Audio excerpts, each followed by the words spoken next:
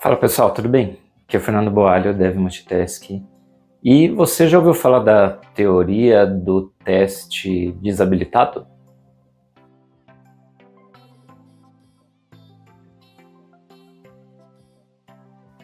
Bom, provavelmente você não ouviu falar dessa teoria porque eu que criei.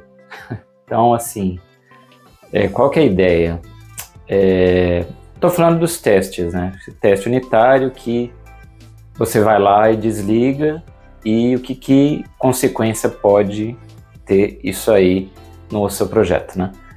Então, assim, se a gente pensar um pouco, tá? Essa teoria que eu inventei você não conhece, mas provavelmente você já ouviu falar da teoria das... Não sei se é uma teoria, no caso das janelas quebradas, né?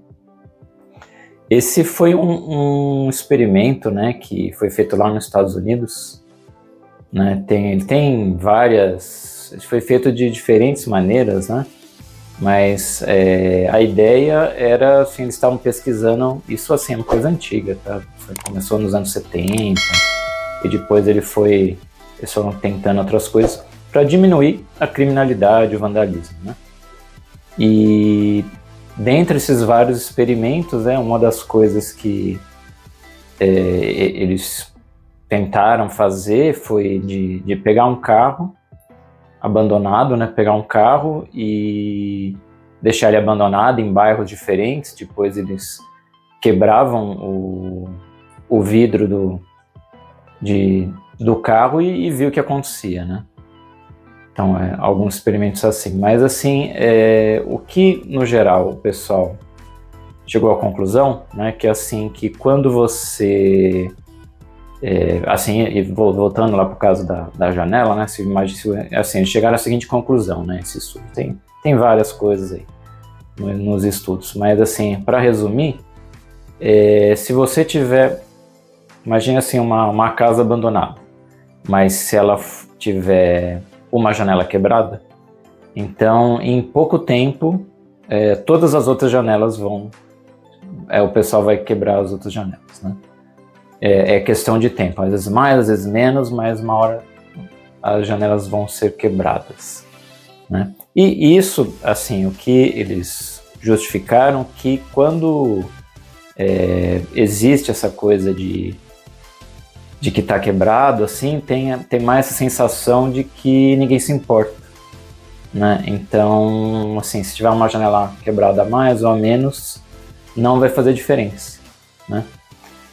E então, assim, se você parar para pensar, isso é uma coisa assim, isso tem...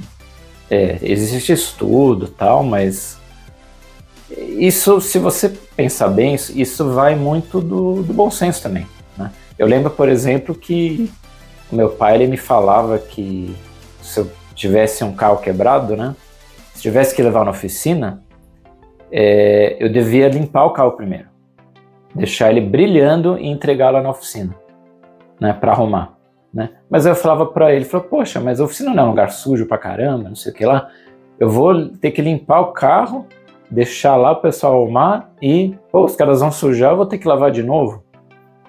Aí ele falou assim, não, então, mas é essa ideia de que você, que assim, quando você entra num lugar, ou assim, se você pega esse exemplo do carro, pega um carro que está todo sujo, aí eles vão trabalhar de qualquer jeito ali, aí suja mais o carro ainda, fala assim, o dono não tá nem aí, né? Agora, chega um carro limpo, aí é o psicológico, né, que fala assim, poxa, então, ele é um cara que tem mais cuidado com o carro, então eu vou mexer com cuidado aqui, né? Mais ou menos essa ideia, né? E também seguindo isso, né, eu vou dar um exemplo aqui da minha cidade, né? Se você ver, por exemplo, aqui é uma coisa muito bizarra, né? Que você vai, por exemplo, sei lá, pega um bairro, tem muita gente pro centro, né, de São Paulo, que se você vê assim no centro, nas ruas, é um lugar, apesar que o pessoal limpa bastante, você vê muita gente da limpeza lá atuando, tá sempre sujo, é um lugar muito sujo, vai muita gente, vai muito sujo, mas é estranho que ao mesmo tempo o metrô, que fica assim também, ele desembarca ali no centro, é um lugar muito limpo, tá? Ele não é super ultra limpo, mas é limpo, né? Até se você já viu algum filme, você já vê todos aqueles metrôs, né? Estados Unidos, Europa, tudo pichado e tal. Os metrôs aqui, São Paulo, os outros lá do Brasil também não são assim, né? Então, porque eles aplicam esse mesmo princípio. Normalmente, quando se tem, ele assim, já é uma coisa limpa, aí as pessoas, uma coisa que é bem limpa, as pessoas têm uma tendência a sujar menos, né?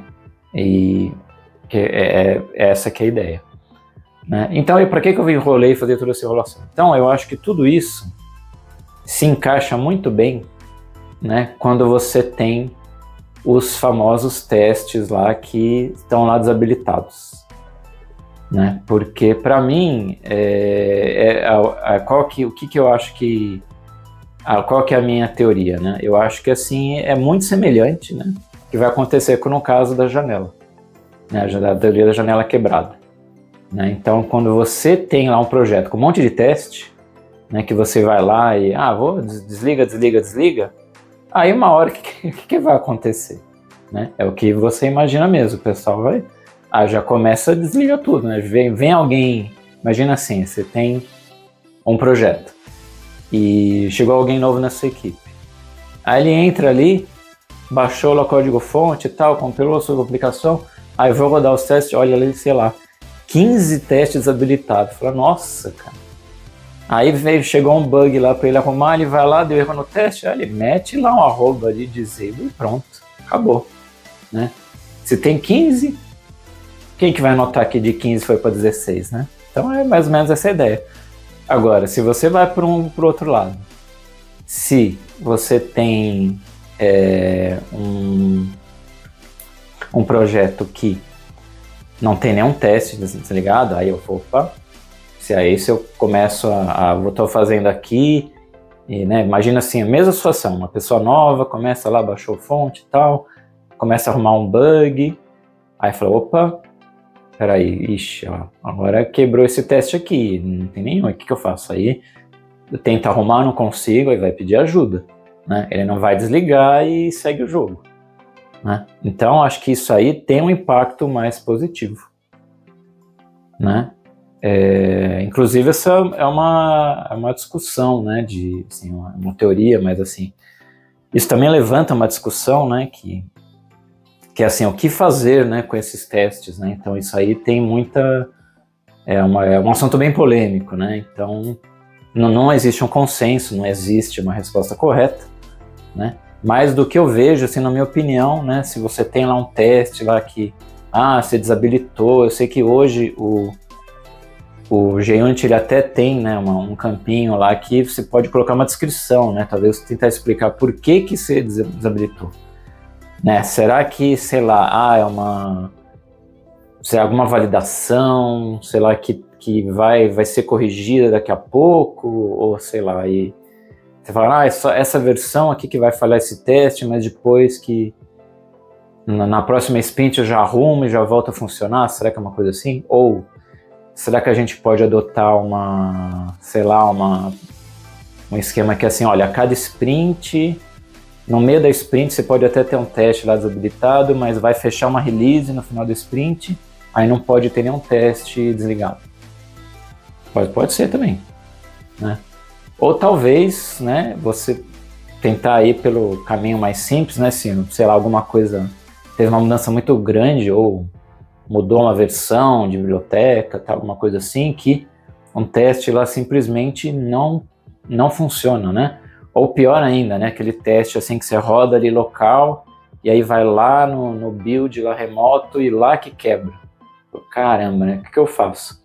Né, então, normalmente nesses casos, né, também é uma coisa bem polêmica, né, mas na minha opinião, a melhor coisa é você tirar, tá? Porque ou você pode tentar fazer um novo teste, tá? Desde que não falhe, né? Porque se você começa a desligar, tá? Não é legal, tá? Porque eu tenho essa teoria que quando você começa a desligar, quem desliga 1, desliga 2, desliga 3, desliga 5 e por aí vai, né? Então, é isso que eu acho, tá? Então espero aí que você comente aí o que você achou, se eu tô viajando demais, tá? Aproveita, dá um like, Se inscreve no canal, um abraço e até a próxima.